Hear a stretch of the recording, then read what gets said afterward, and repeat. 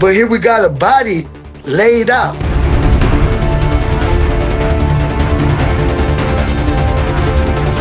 See what I'm saying? This is my first experience with prison death, with prison murder, with prison riot, right here. Lil Rip, rest in peace.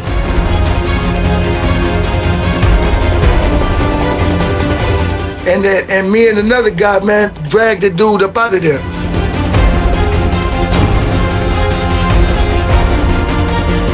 But Guterres was nowhere around. And it didn't even matter. Even though we spoke on it, said what, this when I knew that as far as the officers, the politics, the administration don't get, at this time, didn't give a damn whether you live or die. And it was up.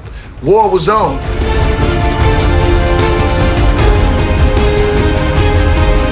And I couldn't grab a hold of that, man. Mind you, 16 years old. Mind you, I'm in prison for my aunt's murder, man.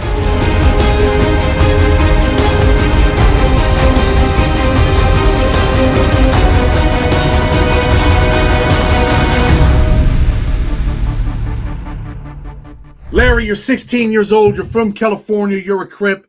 You end up getting arrested in Texas. You end up with a life sentence at 16 years old. What's going on in your life at 16 that results in you going to prison for the rest of your life? Hey, man, when I sit back and think about it, Chad, man, I was lost, man.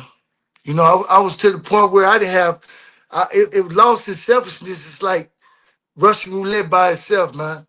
And my whole purpose even coming, I'm from California, so my whole purpose even coming out here to Texas was just so I could run wild and be buck wild. You know what I'm saying? So even though I had a kid at that age, my baby mom just had our son. He wasn't no thought in my mind. I was trying to come out here, try to run something, man. So I get out here in Texas, man, to be out here with my father's sister, his little sister. And when I came out here, it was like, it was picked what they call candy for a baby, man. You boys, you know, in this area that I was at, they was slow.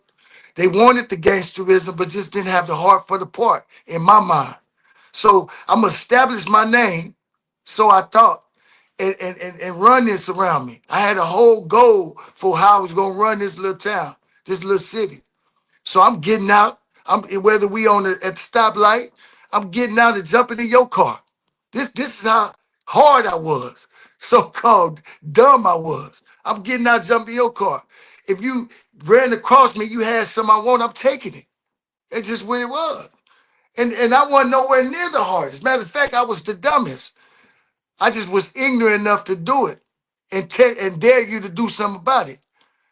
And that's what ultimately led to that role, because the group of individuals that I end up doing it to, one of the guys, and he dead now, I heard, but one of the guys felt like he wanted to make an example about me. It just show you my level of ignorance, because I was doing all this to these dudes, but I wasn't trying to hide where I laid my head. That wasn't even in my mind frame. So it just show you I was a dumb gangster, or dumb wannabe gangster at the time. The guys came and knew where I was, man. You know what I'm saying? It was my aunt that answered the door. And from just this hearsay, from what I heard, my aunt yelled out loud, I was saying to him, I wasn't here. Even though I was upstairs, I wasn't here. And who are you? He don't have no company at this time. She wanted to play her mother bear role. And it went up. How it went up, you know, you had two different dudes saying two different stories. The one that actually confessed it and said I didn't have nothing to do with it, said my aunt tried to close the door and they barged in, snatched her out, and it went up from there. One of the other guys said that she reached out to them and he went home. But I believe the first, because that's what type of woman she was. They took her off. Now understand this. Just like right now, after 30 years, I've been over here two weeks and don't know how to get to Kroger's, and Kroger's is less than a mile from over here. I was out there for less than a week, less than 2 weeks. You see what I'm saying? Didn't know nowhere. I couldn't even get to school. She had to take me to school every day because of how the cities and streets were is different out there. I'm living in a suburb, Plano. You see what I'm saying? So it was a community within a community type of thing. So she took me. But they ended up taking the man in the car and dropping her off, beating her to death and dropping her off. You know what I'm saying? And they charged me with Dude, that. these dudes want some get back at you for taking their shit. They go there. They think you're not there. They grab your aunt. She's kind of like the payback. Yeah, if she posted shut the door, they stopped the door from shit shut. And when they did that, it was up. She went at them. This was so-called what happened. You're in the house and you don't hear the commotion. You don't hear No, commotion, see, nothing. no. And that's the thing. I didn't hear none of that. Now, prior to that, going to school or whatever, I'm in the football, I'm in all that. Now, about I had, I guess they call it contusion, but I had went to the hospital, went to the little doctor or whatever, and came back, and I got full of some meds or whatever. But her apartment was downstairs, and then you got upstairs. Everything is downstairs. I mean, everything is upstairs. The only thing downstairs is a closet. That's the only thing downstairs. You got my room in the back. It's a 2-bedroom apartment, and her bedroom by the window. Where I was, it was in the middle. I didn't hear none of that. Homie. None of that. You did what I'm saying? But they eventually arrest you and charge you with being involved in your aunt's murder, right? They said I was in coerce for a gang initiation. I was initiating these cats. That's what they said. What took place Initiating these cats to be a crip by killing your own aunt. That doesn't really make a lot of sense, right? at all. At all. They even went as far as having some people from the juvenile that they had me locked up in to testify against me, saying that I admitted to where I was OG and if you wanted to get down with me, then gunplay and murder had to be a part of the whole thing. Hey, it sounds crazy than the mud. But this is what took place, bro. They even had the detectives who know me, Bear and Leonard, came down from California to so-called testify against me. And they talk about the gang, a module, the malls, the thefts, and all this. But this right here, we don't know him from this. This is outside of who he is. We don't do this type of thing, bro. You see what I'm saying? 16 We years don't, old. You're yeah, 16 years old. You're charged with the murder of your aunt. You go to trial. You get convicted, and they sentence you to what? to life in prison with the possibility of parole after 30 years. You know, Texas is known for doing some shady stuff with some interrogations and, false evidence, sending dudes to death row down there that ain't really do nothing. Some dudes, I mean, a lot of dudes do, but sometimes, some innocent people have been accused down there where they, beat statements out of people, all kinds of stuff like that. What was the interrogation like for you? When I went in, it was like they was call themselves trying to console me and comfort me, let me know they got their condolences with me. They understand they got the guys that did it, and they understand I must be raging and ready to get back at them. Don't worry about it. They just need my help in whatever happened, whatever I can tell them to help them make sure that these guys get paid for what they did to her. So I'm just sitting back. Now, when it come down to them saying, well, I know you must have seen, oh yeah, you seen them, right? Quite naturally, they trying to get me to say, yeah, I seen them. Because he kept on, you seen them, right? Now, mind you, this tape wasn't permissible. It wasn't permissible because it was too many fault, like blank spots where they critique, customize this tape to where them asked me, you seen them, right? That wouldn't be in there. So they didn't, it was immiscible. They didn't even use it. But when it got to this point, and I looked at the detective, and name was White, I said, man, look, what's going on, man? And yeah, it was a little bit more, way more belligerent than this. What y'all got going on, bro? He said, yeah, well, then the other came in. Look, I'm tired of playing with you. I know what you did. You tried to initiate some guys, and you did it. And from there, the conversation was gone. Ain't wasn't no call. I said, man, my pops is the one that brought me there. He the one that when they asked us to go to the police station, my pop brought me. Told him, don't worry about it. We just gonna get him in and get him right out. So when I seen what was going on, I said, man, where my pops at, man? Go get my pops. And it went up from there. It went up to where the guy was in my face, you know what I'm saying? When I caught myself pushing down, he wrapped me down and held me down. And now all this came in at the court like I was just bucking. Like I didn't care.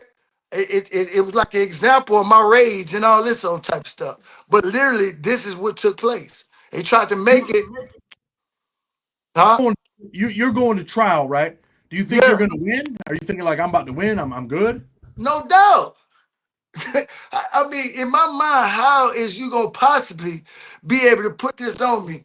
And there's no possible way. I can't get framed. I can't get none of that. There's no possible way. From my character with from the lady that seen that not necessarily seen that but heard everything. No possible way. Was I thought there was almost chance of me getting uh convicted. No possible way. I shook my lawyer's hand, hugged him, thanked him. I thanked this dude, this clown that represented me. And his sister, she fought for me. But later on found that the clown was dirty as hell. But I thanked him, bro. I thought I was finna go home. 16, 17 years old, you're sentenced to life. You're on your way to Texas State Prison. You're from California. What's it like for a dude from California walking into that Texas State prison system at 16, 17 years old? Hey, I'm gonna keep it a buck with you, man. 'Cause I'm a grown man. I was scared as hell, man. Not going in. You know what I'm saying? Because I never experienced it. So I had the gangster hat on. But once I got in and realized it's just you, homie. It's just, I mean, yeah, you probably got some people that's deranged enough to want to take over the world, and even though it's a losing battle. I knew that I was standing alone in this atmosphere right here. And on my way there, the advice the individuals that knew of me or knew me since I was little or came across that was from California, they said when the opportunity presents itself, you got to bust the scenes wide open. You got to make a name for yourself from the word say go. This is what you got to do. That way you establish. And the individuals knew when they come to you, they already know what to expect. So that was on my mind. Looking to my right on the run, you had, Big Egg and all these booty bags. These boys is taking boot. They literally taking rump. And then the day room, this is an old system. This is an old prison. You talking about 1930, built in 1930s and 40s. So it's old bars. In the day room, they got what is called MGM going on. They just put all the names on the board. Whoever match up, you get it in. MGM night. This is what was going on. And you can't don't be new and not known because shoes, shirts, clothes, whatever you got on is up for grabs. If you ain't that guy, if you ain't that guy willing to push that line, it's on. It's on in your life. So that's what was going on in my mind at this time. Cause ain't no folding, ain't no running, ain't no bound down, ain't no. They had a little saying called fight F or bust a 60. 60 was the spinning limit. So you gonna squabble, you gonna get that rump up, or you gonna bust that money down there. It was only one option for me. But I was going fighting wasn't no option because too many of y'all. So I broke that razor down like the homie showed me, and I was ready. And that's how I went to that yard. I went to that day room with that on my mind. Scared or not. That's how I went to the day room, man. Get it in on MGM night? No, no, no, no, no. No. Cause MGM night, the new guys is give what they call back door. I don't know how they do it nowhere else, but when you step into that gate, that's where your checking go. Heart check, whatever they want, they gonna get at you. So the first dude gonna have his 30 seconds, or however long that is, and then with no rest, ain't no rest. The next dude, the next dude, the next dude, they trying to break you. They trying to break you. So that's your moment. If you got that ape, that beast, or that whoever in you, is to show that out. Cause I'm not finna let no dude.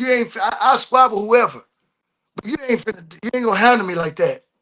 You ain't gonna handle me like that. So I went through the first, the second, the third, and before the fourth, it was already out. And that's why I met this guy named Smurf from California, Venezuela. You know what I'm saying? And he stood on the side of me, well respected. Rest in peace. He well respected. Stood on the side of me. I didn't get a chance to slice nobody up, but they already knew what time it was with me at that point in time. So, but it didn't stop there. Because of that happened, you had prison politics came into action. You see what I'm saying? Because this little ordeal been going on in their system from the get-go. You fade it or you bow down to it. I wasn't finna fade that. I did what I did. Y'all already see ain't no hoe up in me. Ain't nothing soft about this. I'm not finna let you just do what you want to do. Take it how you want to take it. So the dude Smurf, you said that he passed away. How did he die? Did he die in prison? He got out, man. He got out, and I heard he was squabbling out there, going street to street, block to block with the bag of money. You know, he was that guy. He got killed by the police, man. They gunned him down, man. They California or killed him. Texas? He got killed in Texas, Austin, Texas, man. Legendary dude, man. Smurf. Rest in So peace. as you're doing your time in Texas, right? You starting to be respected. You don't have to bump no more. You're not really having to get involved in that shit, or is that a continuous thing for the It's a next 30 continuing. years of your life? But it wasn't not that long, but it continued to go because now I'm slowly but surely getting caught up in the lifestyle of the system. You see what I'm saying? I'm slowly but surely in Texas. The difference between like the institutions out there as far as juvenile, whatever, it's a set thing out in California. Out here it's a city thing. You can have two dudes from the same organization, but from different cities, and it's up. They beefing. It ain't like that. You ain't gonna have the six souls or the Crenshaw Mafias, two dudes from Crenshaw Mafia, but from two different cities and collide. It don't work like that. Because Crenshaw Mafia, they said is right here off Crenshaw. You know what I'm saying? It's not so. It was more of a city beef. I'm not from nobody's city out here. So if I got tight with Chad is from Dallas, and Houston and Dallas is up, it's like you got to make a decision. Either you gonna say F Chad and get down with us, or you gonna ride with Chad and go against us. That ain't gonna happen either way. Because when I was in the mix, California came out of my mouth until it was said and done. I rep Cali all the way until my life literally was changed, bro. Literally. You ever involved in anything serious in there physically? Oh, Any stabbings? oh, hey man, I get my chin busted. Got stabbed a few times. Yeah, see back then, the racial riots was more than anything. But you had it was it's coming to you from all type of ways. You got the gang thing going on. You got the racial riot. I never forget when Lil Rip, we in the day room. It's breakfast time, early in the morning. So they feed in breakfast 2 o'clock in the morning, 2:30. You know what I'm saying? 3 if you lucky. But when you coming back after not sleeping number 2, 3 hours, you still sleep. We slipping. So people coming in there dozing off. Lil Rip from Galveston, Texas, man, he was laid up with his eyes closed. Now, back then, the Mexicans and the blacks, they did not socialize with each other. So when you seen some interaction, it was on a playful matter that was considered out of pocket. You didn't give nobody nothing. You didn't do none of that. So when they came over there as if they was playing. Like, hey, they laughing, but they stabbing him. But they was like, what's up, Little Rip? They stabbing him at the same time, laughing and acting like it was a joke. They was playing. And didn't nobody even know he was getting stabbed until it was all over with. And when you got the size of this room right here is the day room, probably a little bit bigger. It's the day room. When you got at least 50 dudes. And when it went up and we collide, I looked and I could see the officer, Mexican officer, closing the door and locking it, just standing right there looking. So this little riot's popping off, and the CO, he's a Mexican dude. He locks the door. He locks the door, man. Really, and as a matter of fact, it's my first ride ever. You know what I'm saying? To that magnitude. Yeah, it been quite a few scrimmages or whatever, but this was a full-fledged ride. And what had happened was the night before that this actually took place, it was a dude that got his radio and shoes taken. So the guy that ended up getting stabbed, Lil Rip, was accused for stealing it, but didn't nobody know what was going on.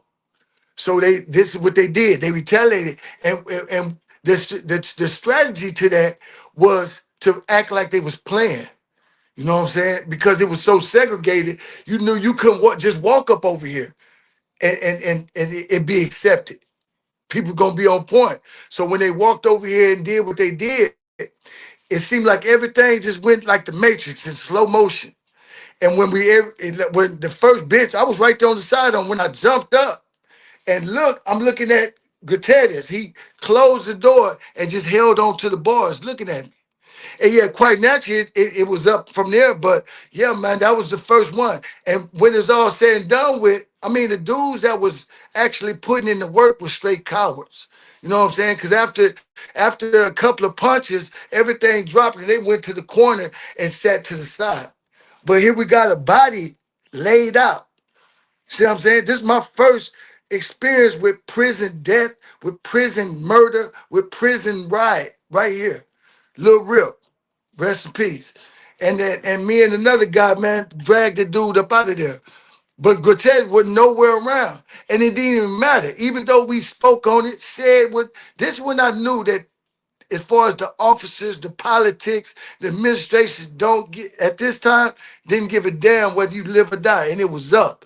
War was on. And I couldn't grab a hold of that, man. Mind you, 16 years old. Mind you, I'm in prison for my aunt's murder, man. You see what I'm saying? I can say it now because 30 years have passed, but I couldn't. There was no way I can express that. It's just like you asking me, "Did you slap your mama?" I'm gonna feel highly offended by that. You see what I'm saying? My mom's my queen, so slap her. I'm gonna feel highly offensive to that. But me being a grown man, I know how to convey that communication and ask you, are you ignorant? Are you out of your mind? Back then and there, I didn't know how to express myself. You see what I'm saying? I didn't know how to bring that across. So I got all this with me at this moment, at this time, and not knowing what the hell is going on. And it was up, bro. It was So up. that riot, We someone drug loses him their. to I'm sorry. what you Hey, feel say? so that riot. I mean, this is the first time you see, someone get bodied in prison, right? Yeah, this first time. The first time. He got, he was dead before while we was dragging. You could feel the weight. I was calling myself lifting him, and he was like, the dude was like 5'6", maybe 140 pounds. I was slimmer back then, but it took two people to carry this man to the infirmary. And by the time he got there, he was gone, bro. It was out of there. And that right there shook me. It let me know that ain't no games being played right now. Ain't no all that in the streets, you squabble and you can stand behind the gun all you want, you know what I'm saying? Hey, ain't no games being played right now. That was my real action right there. That's up close Right and there. personal in there, right? There ain't no guns in there. Oh no, no, no, no. And anybody can pick up the knife, but very few actually use them. You see what I'm saying? Now you had the certain groups that was known for doing this. But at this time, the guys I hung around with, they felt like squabbling, fighting was the answer to all of it. So they wasn't even ready for this level. You see what I'm saying? This one little ride with this guy dying, it string off a domino effect. The whole unit was up at this time for about a month. Up, down, up, down. It went on. But it was the older guys that came to the wings of each wings bringing them butt cans. You know them cans, them little metal cans, whatever that the people use to put their cigarette out. They were passing them out and gave us instructions on how to make shift. And that's how I really learned off that. That string and blue magic, homie. I learned that. You know what I'm saying? It was on. And it went, that was the first, and quickly that wasn't the last. Bodies in 94 was being brought up out of burning hell on that was hell week, man. Year of the sorrow. They call it to this day, year of the sorrow, man. Hell week. Yeah, man. It went on just like that. And mind you, this is my first introduction. Now, understand the affiliation brought about camaraderie, but it was misplaced. I told you that these guys move off city. They could be associated with the same set, but if their city is different, they not gelling together. You see what I'm saying? I'm not used to this right here. So this right here, it's like ain't no neutral. If I'm messing with Chad, but Chad is from Houston, and these guys from Dallas, I mess with them when it's up. What you gonna do? This is what you gonna do? So I mainly was by myself. And that's how it been. Yeah, I glean. I done left some real ones, and I got close to a few of them, real close to them. But mainly it was just me, myself, and I, man. And it turned me into an introvert. You know what I'm saying? But yeah, that's how it was going off, man. So that was the first riot you're in. More riots to come throughout the years? Oh yeah, that after that ride right there set off a string. That ride, the little dude name was Rip, and he was accused for it, but it came to find out it wasn't even him. So he was killed, had 6 months to go home, discharged, a 6-year sentence, and got killed before he actually made it to the house. And he got killed for nothing. So the older guys, they weren't trying to hear it, man. I was the youngest at this time on this unit. So it was born understood. You had dudes like X-Men, dudes like Schaefer. Let it be known. You either go be with her or go get ran over. This your only option. This is what it is. Ain't no trying to fist fight. Ain't no call. See, when they bring in the squabble, they call it calling out. Ain't no calling out. Ain't no meeting, no square. This is what it is. We want murder for murder. You take one of ours, we got to take 10 of yours. And it went up. It went up, man. It went up.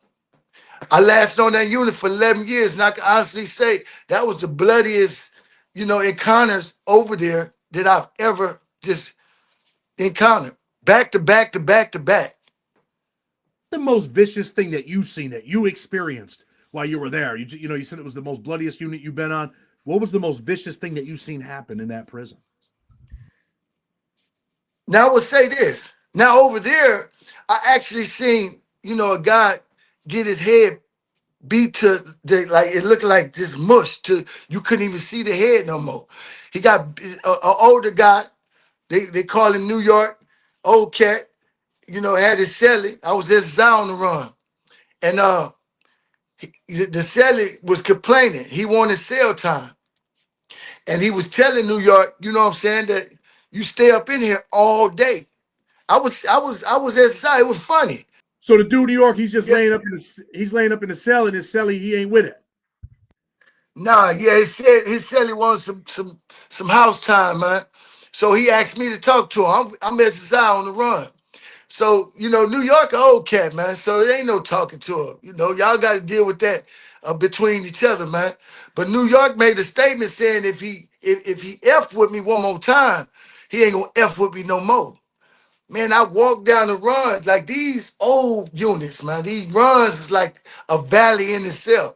I walked down the run, bull sitting with somebody, shooting at, lollygag, whatever. I head back, and the man talking to him. He beat him with a hot pot, bro. And then he moved from the hot pot when the hot pot broke in his hand. One of them coffee pots. When that coffee pot broke in his hand, we got these little box radios. I don't know how y'all had them in the Fed, but we got these little see-through box radios, right? He beat him with that. And it just looking at this, you don't see nothing but air bubbles coming from would look like the front of his face was just mushed up. The old school New York was gone, homie. He was gone. It wasn't no pulling him up. Whole thing I said that didn't make no sense is New York, you gonna kill him, homie. It was already over with though. That man beat that man. Okay, let me say this. Once I said that and seen he wasn't gonna stop, I knew I had to get the hell from over there. See, by this time I'm 3 years to the good, so I think I know what the hell going on, and I know if I stand there and watch this, I'm accessory to this. You see what I'm saying? So I burnt off. I didn't know what to tell it, Law. I didn't know what to tell it. So I told the individuals that was a part, New York was a part of this group called the X Clan. And there was more individuals from the East Coast, Baltimore, you know what I'm saying? They dubbed themselves as the X Clan. And it wasn't number 7 of them, but they went hard, old school. And when I told them that, they got out, went over there, they tried to get the ambulance, man. This dude was beat from my understanding, his head was missed. The man beat him to a pulp. Now that was the gruesome over there, but that wasn't the gruesome period. It was a guy not too long ago, man. You know, I just got out, and he was full of that methamphetamines, and he been up like 20 some days. He letting everybody know. So at this time, he's hallucinating. And it ain't that he trying to go down. He's steady going up. He's steady going up. And what he did was he made him a blade out of the lawnmower, the blade. He made some up out of that. And the man was, now mind you, I ain't tell you this part. He's in segregation. When he grabbed, what it happened, they was doing showers. And he rigged his door somehow because he had beef. They call it spit boxing. He spit boxing with the next individual, cell warring with somebody next to him or whatever. And it's a youngster. It's an old school Mexican. You know what I'm saying? From San Antonio. And somehow he rigged his door. And when the little Mexican dude came, the man came out, no handcuffs or nothing. When the messenger come back to his cell, he came out and hit him on, I'm talking about, hatched him on his head. I worked in maintenance, kitchen and laundry. So I'm fixing on the stove, the little hot plate, the hot stove on the run. And when you looking, the man's head was just leaning to the side, blood skeeting up everywhere. You literally seen a bone look great. It's on 2-row. You literally seen this man damn near chop this man's head off, bro. I've never seen that ever in life, man. Till you queasy, about to throw up. Yeah, now that was the gruesome. That was the heart. And then the man ran towards the officer. Huh? He's in the shoe or he's in solitary confinement, whatever, right in the hole. Yeah, he was shoot. Yeah. How does he get the lawnmower See, that's blade what I'm saying. Hey, bro, it got everything. You go either get it from maintenance, outside crew, money will get you whatever you want in that boy. You know what I'm saying? And when you see that the man had it looking like a sword it looked like a sword, but you knew what it was. It was a nice low, you could tell from the shape of it. He hit that man. I didn't see him swing it. I just heard the thump. And when I looked up, the man's head just went to the side.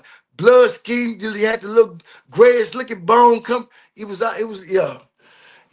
And this is in 20, this is in 25. No, this is the end of 2024. Now, by this time, times has changed. The system ain't in Texas ain't nowhere near as it used to be. And all the drama is happening in said. Ain't nothing going on out there because everybody that used to be about their life trying to come home. But that was the most heinous, effed up. Yeah, I didn't see individuals cut their nuts off, eat them.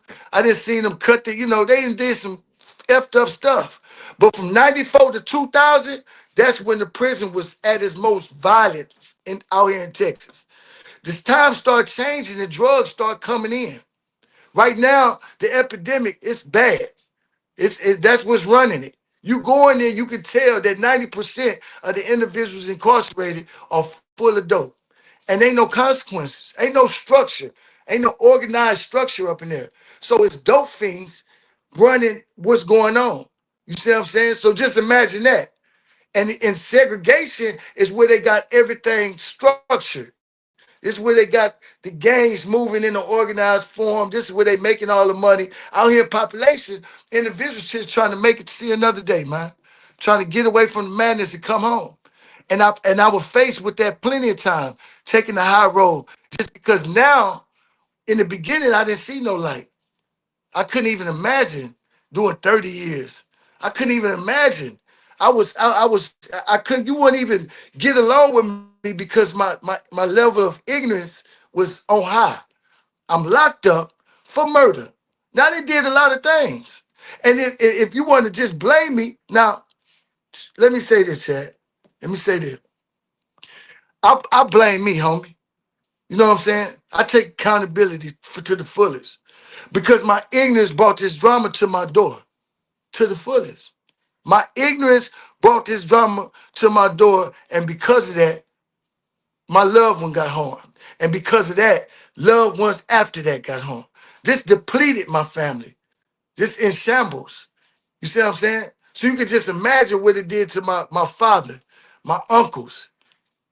You see what I'm saying? So, and I blame me because my ignorance brought this to my front door. But as far as me actually putting harm and bringing drama to mine, nah, hell nah. I can't accept that. Would never accept that. 30 years later, I'm telling you, hell no. And I'm a grown man. I ask to nobody but God and myself. That's it. So when I say after 30 years, I'm standing strong on what's up and what happened, I mean that. But this right here, it doesn't turn away from what this did to me. It effed me up, man. All the way I'll up tell you into a this, point. right? Like I had the opportunity yesterday. We did the interview, and now we have to do a part two because the internet connection was all messed up.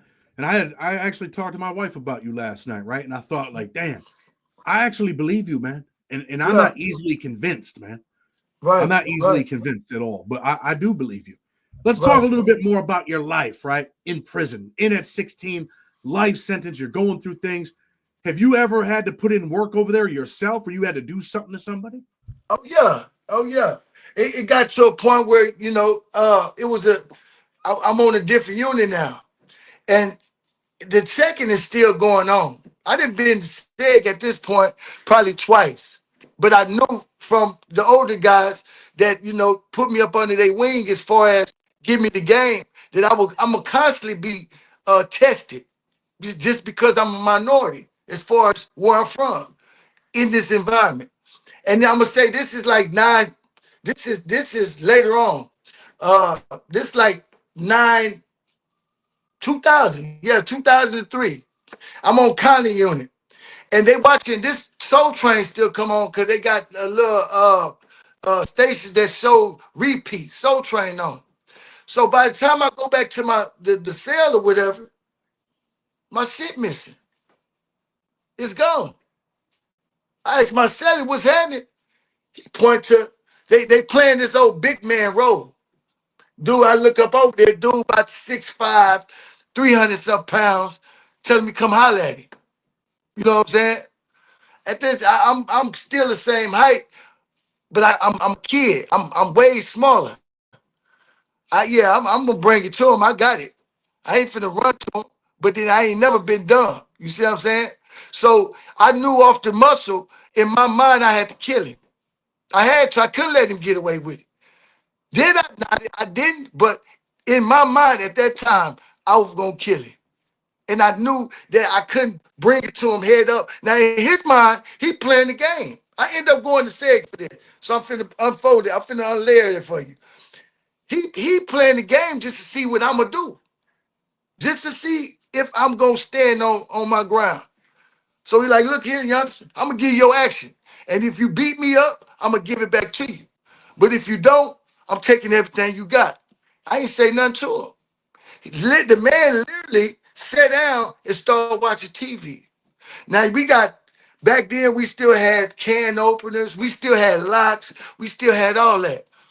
And the little trick that one of my homies, Goblin, told me about the can opener, because them handheld can openers. You put that on the shoestring, tie that boy up, and that's your weapon. And that's all I knew. I knew a little bitty knife or going up against this big clown with a knife, he lying to still break my neck. So I served his ass with that can opener. And you know, I went to say I did probably about 3 years for that. But yeah, that was my first time really just having to put in work on for me. You know what I'm saying? On standing on my ground. Yeah, when it went up, they trying to stop me and tell me that it was a game. You trying to see what was up, but it was all over with. After I hit it 3 times and they said this, in my mind, I'm gonna keep on doing what I do. I'm gone. They didn't blew the horn. They coming in, so I'm gone. So I popped his ass 2 more times, and they came and got me. But that was the first time I actually had to initiate it. You know what I'm saying? Now, as far as little other riots and all that, yeah, I've been in a bunch of them. But initiating drama, having to put in work, that was the only thing right there. You ever been stabbed or hit while you were in there? Yeah, I've been stabbed twice. I've been stabbed in a riot one time. You know, they had a Crippin' Blood riot. And, you know, basically at this moment, it was the youngsters. I'm considered to be older at this time. So when they doing what they do, I go in there and try to, you know, negotiate. I'm mediate. I'm talking to the little homies, both on both sides. Once the little dude they call East Coast, he re-stole me and stabbed him. They were stabbing. So one of the dudes took it as if I set him up because I brought him over to the side talking to him. And while I'm sitting there talking to East Coast, he stabbed me in my back. But you know, it was on. It's a thing about prison, especially out here. You can have a knife and don't do no damage at all, man. You gotta know what you're doing behind that iron. Plain and simple. You ain't putting no muscle behind the hustle, ain't nothing gonna happen. Now, have I got just stab poked to where it was severely one time, but his stab, it punctured something, but didn't do no damage. I was able to turn around and work. You know what I'm saying? But yeah, that was that ride went up. Uh, that was the first time I actually was brought towards metal. Now the riots was a little different, even though it was Saints and all that involved in it. It's like the only way you get stabbed in something like that, you get caught slipping, like ambushed, or you get caught by yourself. Mostly, it's all you know. You throwing clowns up off the run. You stomping. It's that type of thing. You know what I'm saying? At this moment, the Crips and Blood, little youngsters, they had knives. They was really trying to get at each other and kill each other behind some homosexual stuff. You know what I'm saying? One of the Blood dudes and Crip dudes was messing around with each other, tried to play it off, and it went up. And this is what's going on. Y'all sitting there tripping with each other, and these clowns right here is one that's out of line. And I'm trying to get that to their heads, but this dude is liked by his people, and this dude is liked by his people. So it didn't even matter what just took place. They just know that I'm a Crip. I supposed to hate Bloods. I'm a Blood. I supposed to hate Crip. So they bumped. You know what I'm saying? Wasn't no real damage done, but that happened, man. That was the first time I felt that iron. The second time I actually felt that I was coming out the shower. And yeah, he tried to put it down. He actually put it down. I passed out and everything. You know what I'm saying? And what he did was hit me in the back, but in the lower towards my buttocks. And I passed out. He was scared. He probably was scared because he hit me one time, left the iron in me and ran. And the pair, you know, they What came did and got me. I what woke did he up, I stab? was in the Hold up. infirmary. What did he stab you for? What had happened was it was the phone. They brought these phones into the system. Texas just got phones in 2008. So on the phone, once you own them, and then we just got tablets in, you know, less than 3, 4 years ago. On the phone, on the blue wall phones, it's 30 minutes and then the next individual. I tell him I got next. All right, I got you. Now, it's bar understood that dude's gonna try to They're gonna try to squeeze that extra 30 minutes in. They're gonna say the phone dropped and they want to finish their call to get 15 minutes. So I let him ride for 45 minutes. But after he's still on it, hold up. I hung the phone up and told him, man, I'm next. He moved on. I got on the phone. I was still caught up in that, you know what I'm saying? Got on the phone. I'm looking at him. He looking at me. I hang up the phone. I told him, "You got a problem? If we good?" He said, "Yeah, we good." I left it alone. Went in the shower. I think he did it because his boy got in the shower. I hop back on the phone. Everybody gone to child. He went in the cell. He come up out the cell while I'm on the phone, and I felt the burn. Like I said, when I reached back, it was still in me. It was like a, ice pick without a handle type thing. You know what I'm saying? And he ran to the cell, closed the door. So when I'm trying to get this out, I feel myself nauseated, and I just passed out. But he hit me behind the phone, man. He hit me behind the phone, man. Lost your life over a telephone. I damn near lost my life over telephone with that Debo shit. Yeah.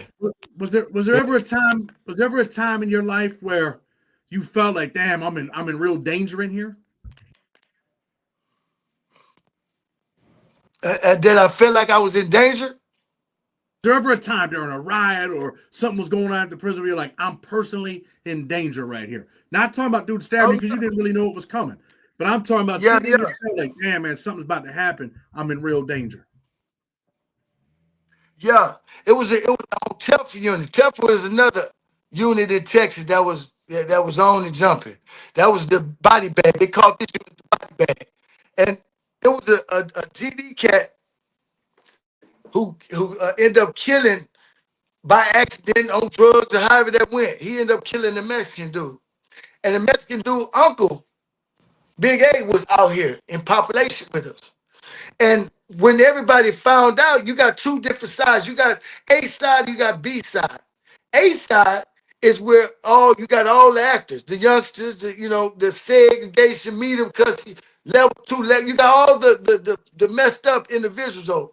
B side is where individuals tend to get comfortable because just like the Cadillac luxury penthouse and all this at this time. Now, this unit is still up. It's still going down, but this side is more relaxed. Individuals doing their time. Convict is what they call it. And, Big A go over to A side on the regular to see his nephew. This is sister, son. We went down, but the SIs ain't come tell us and give us a scoop on what happened. Normally, you're going to have a black, white, Mexican SSI that come back and tell their people what's going on. This ain't the case. So when this dude come back, you got dudes in Texas is real lax. It ain't nothing like the model, how penitentiary is in a lot of places still today.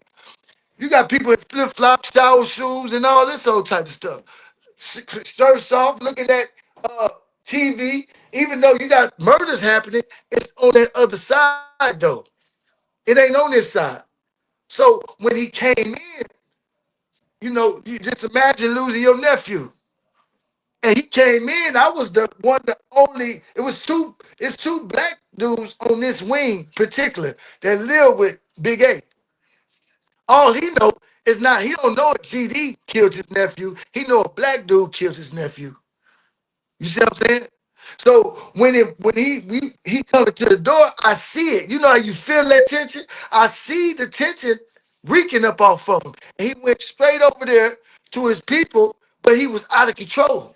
He couldn't even talk. He pacing back and forth. I guess he caught telling him to get ready, get that. And one of the Mexican dude named Hypo came up over there and told us, say, bro, y'all probably want to get up out of here, man. It's 70, it's at least before we end up getting up out of here, probably about 80 Mexicans that came up over there. And it's just me and him. Now to give the gap at this moment in time, I know how to talk my way about this situation. Only thing I need to do is just hit the door. Hey man, come on, man. That's just like you trying to squabble a machine gun. What you gonna do at 70, 60, 70 Mexicans, man? I'm be last to play that tough role, homie. You know what I'm saying? I knew right then and there. I'm telling the dude, one of the dude's name was Bear from Chicago up in there with me. I'm telling Bear, because he steady want to talk. The talk is over. I don't know what happened. We got to go though, man. F that talking, homie. We got to go. I'm trying to get the lady that's in the sally port to open the door so we can squeeze out. So I'm holding the broom. Why the Mexican dude Hypo, I gotta give him credit, man. He bought that time for me because he sit there and brought his homeboy, Big A, to that corner. The man, all of them was strapped up, and it was they was gonna make an example out of me and Bear and continue to work from there. You see what I'm saying? Just to tell you who this dude was, the biggest riot in Texas, period, history, happened on a unit called Smith Unit. This man who I'm telling you about right here, he killed probably about 5 or 6 dudes over there. So this is him before that. Up. So I knew murder was on his mind.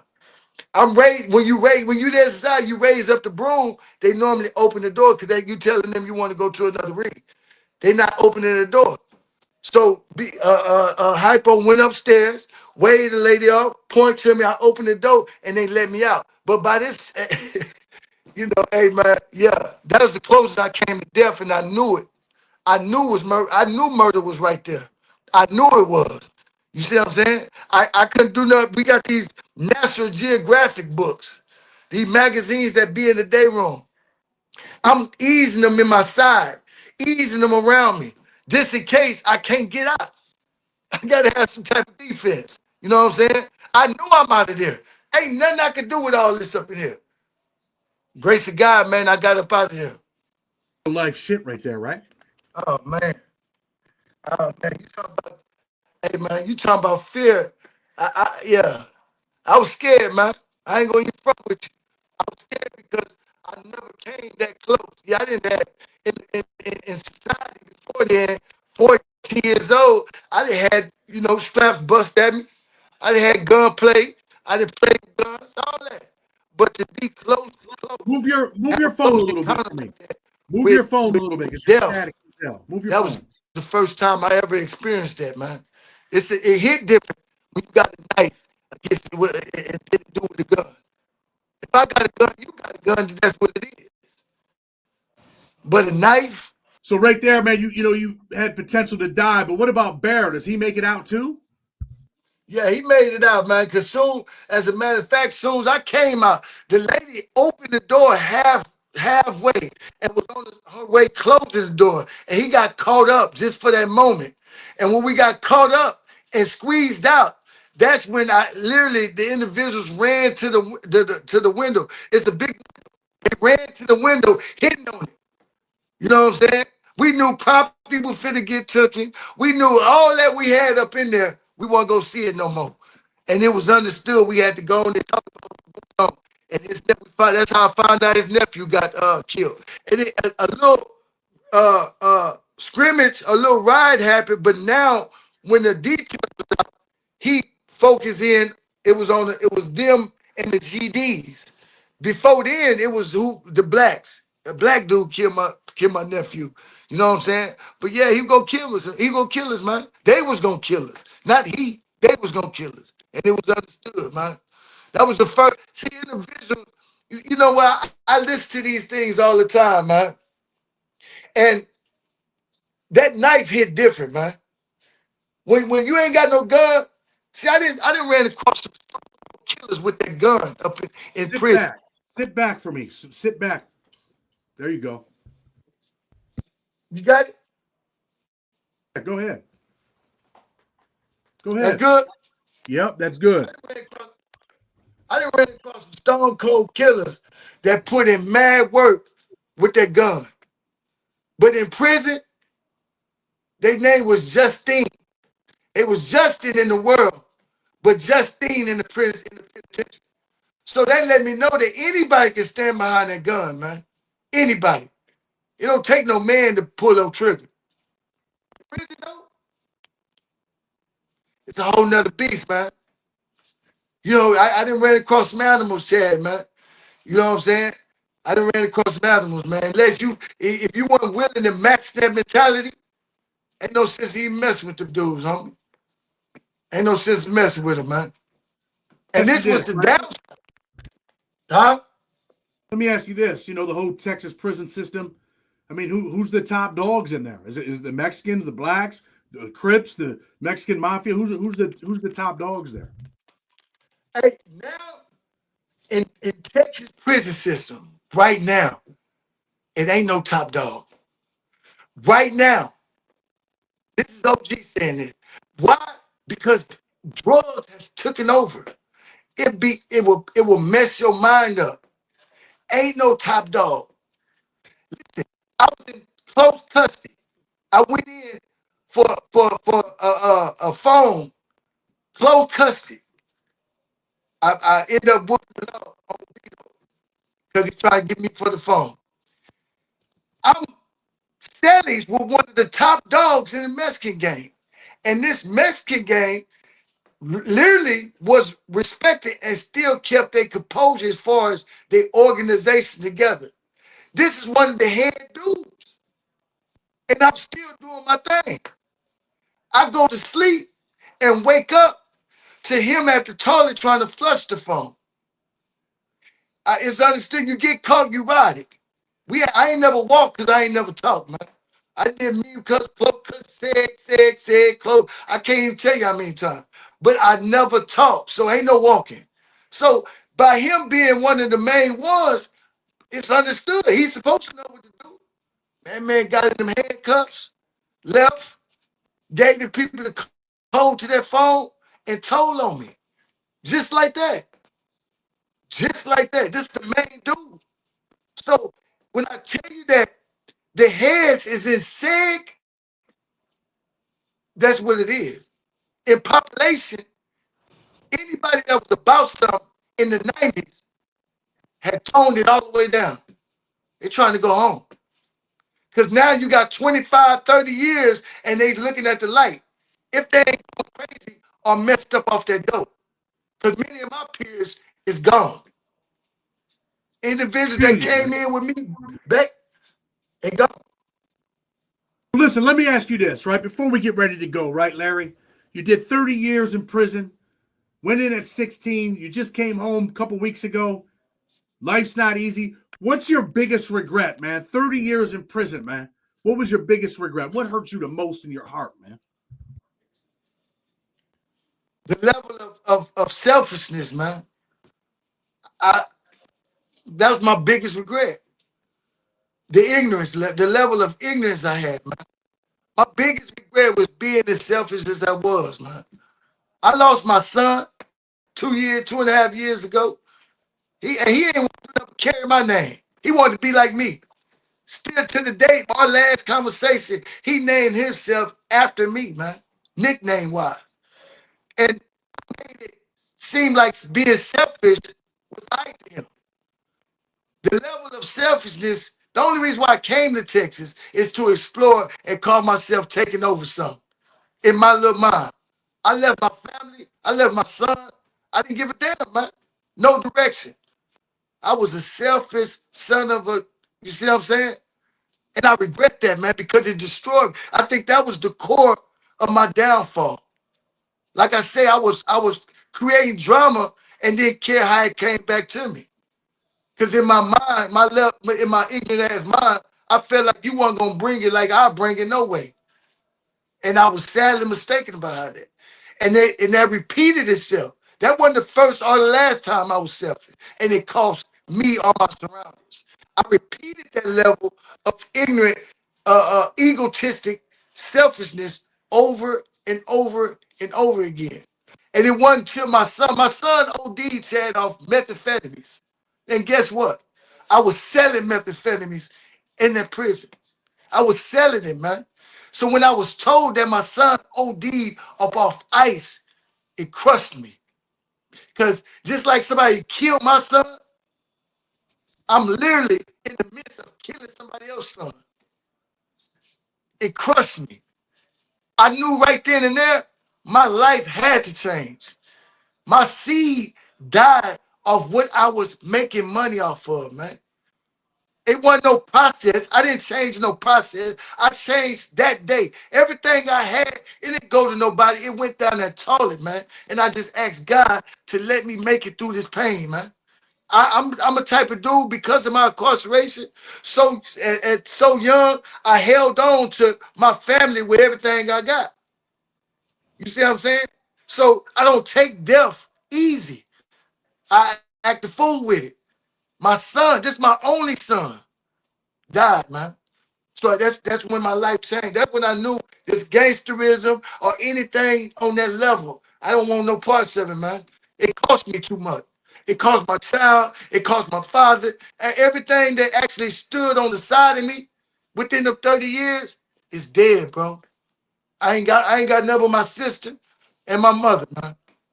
My grandkids. Listen, man. You did 30 years. Look, man, obviously, man, I've talked to you a bunch since yesterday. I want people, look, sometimes people donate to this show. Right now, you're in this halfway house. You got an ankle bracelet on. You can't leave there for 30 days to go get a job. The state of Texas pretty much puts you out there with nothing. No money, no food, no nothing, right? Yeah. They call themselves giving us benefits, but you make these calls, man, you talking to a robot. Every last one of them. And when you pull up on it, they tell you to schedule an appointment. I still don't got my state ID. I don't got no social security. So getting a job, I got to get a job with my Texas ID, man. Prison ID. Who doing that? And then the one company that willing to hire me with that ID is like 2 hours away on the bus drive. 14 hours labor, bro. You know what I'm saying? So they not trying to give me no chance. And then when I sign up for a vocation, to take the vocation, it's impossible for me to take the vocation, get there, get to my parole. Where the money coming from? My sister and my nephew and a few of my family members been trying, but come on, bro, I ain't built like that, Chad, man. I'm not just going, they got family of their own, but they give you not a winning. They don't want to see me win, man. They talk all they want. But I'm telling you, all the individuals that visit us in prison, they no shows right now, man. No show. Say this, right? So people know, look, man, sometimes people donate to my show. If anybody wants to donate, man, I'm going to put your Cash App up. We're going to try to help you and try to get you right. Keeping it real, last night I donated you some money. I sent you some Cash App money. I had my wife order you some food from Walmart and have it delivered there in Houston. Somebody's in Houston watching this show that owns a business. And, look, man, you're a big dude. What are you, like 6'3"? What are you, a big boy, ain't you? Yeah, man, 6'2", 270, man. Work So out every day. you can get to work. You're 45, 46 years old, spent 30 years in prison. Someone out there might have a job for you. I know you can't get a job with the ID. Things are tough. You got the ankle bracelet on. They're not letting you get a job for 30 days, but they're leaving you in this house with no food, with no hygiene products, with nothing, right? So if someone's watching the show, man, reach out to me, man. I got Larry's number. I want to help this brother get a job. Eventually, if some things change, we're doing some stuff over where I'm at. We're flipping some houses. Man, I'm willing to give you a job because I believe in you, bro, and I believe in your story, man. And I did go back and read some of your stuff last night because I had to convince myself, man, that you weren't guilty, and I believe that you're not. So anybody that's watching tonight, man, if you were going to donate to me or donate to the show, let's help this brother out that's only been out a couple weeks, man, caught up in the struggle. And I'm going to attest, even though I don't know you personally yet, sometimes I got a good feel for people, man. And I do believe that you're a dude that deserves a second chance. And I believe that you're going to make it as long as someone can help you and you can get to work and you can just be a man, right? I'm gonna stand on it, Chad, man. I appreciate everything you just said. And if it is, just let anybody know who is willing to, try me out and give me a job, man. Hey, I'll be the hardest work you ever seen, bro. I worked 30 years free. I ain't turning down nothing but my collar, man. I work hard labor in the sun, on the roof. You know what I'm saying? So I just need a chance, bro. It's a struggle. But I refuse to go back, man. So I'm not gonna never do nothing stupid. I'm trustworthy, man. You know what I'm saying? And I appreciate you and your wife to the fullest, man. That was a blessing. And it was hard. You gotta understand. I know you do understand. I know you understand. It was hard for me to be able to even accept that, bro. It never came like that, homie. You see what I'm saying? So I sat there and looked at that, man, and just said, God good, man.